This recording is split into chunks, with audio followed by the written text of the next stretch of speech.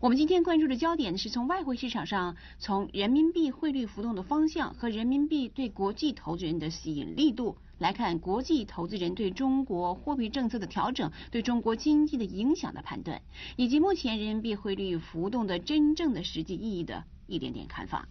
金融业界一般都认为呢，市场上的反应比纯理论推断更具准确性。那接下来我们就请著名的布朗兄弟外汇交易公司市场策略专家钱特勒先生，根据他对市场的经验来分析判断。What China's trying to do, I think, is like changing a car tire while the car is still going. They can't slow things down and say, let's stop and let's reevaluate things. I think they have to keep going, but instead of replacing that external demand with domestic consumption, it's replaced it by domestic investment. And that investment is funded by debt. And so the problem is still that the Chinese economy has gone fine. It's gone from export-oriented to investment-oriented, which means debt-oriented. I don't think the choice is really, should we slow down or should we speed up?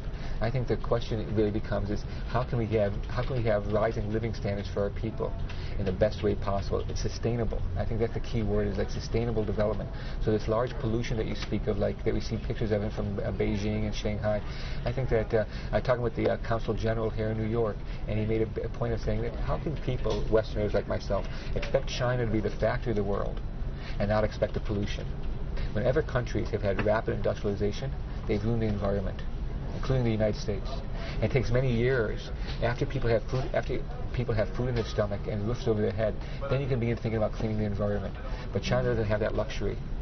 China is the rapid development and the sheer size of the country. I'll give you one example that came across in the FT recently. In 2011 and 2012, those 2 years, China produced more concrete than the U.S. did in the whole 20th century, especially with a government that's got over $3 trillion in reserves. As long as the political will is there, China has the finances to address these problems. And that's the only thing that's important then is the commitment from the new government to continue pressing with these reforms, like the Shanghai Free Trade Zone, like allowing market mechanisms to have a greater role in setting interest rates.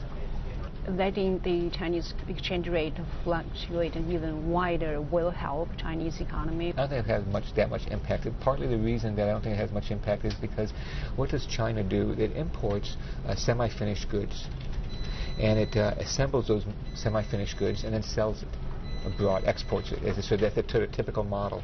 And so there's very little value added being done by China in RMB terms. They're importing the raw materials, semi-finished goods, often paying US dollars. And then they put some value added is the Chinese labor putting those pieces together and then exporting that. So it takes a real rise in the currency, a real change in the currency to affect the sort of terms of trade. And so, but I don't think that it has as much impact on the overall economy. I think it's more for the real purpose of having a two-way trade in the currency is not so much because it's better for the economy, but because it teaches businesses and banks good habits of managing their risk better in a more realistic world, so that down the road when China does have a wider band or allows the currency to have a greater float or have greater market forces, that the market participants are prepared to cope with it and deal with it, unlike what happened in the Asian financial crisis in 97, 98, or what happened in Russia a few years later. That as you move into market mechanisms, you need strong institutions and strong practices, and good risk management is a very important practice. Do you think China is doing that right now, strengthening their financial system? I think that's what they're doing. I mean, by allowing the currency to move a little bit more, by allowing interest rates to move a little bit more, it means that investors and business people have to be more diligent about risk management.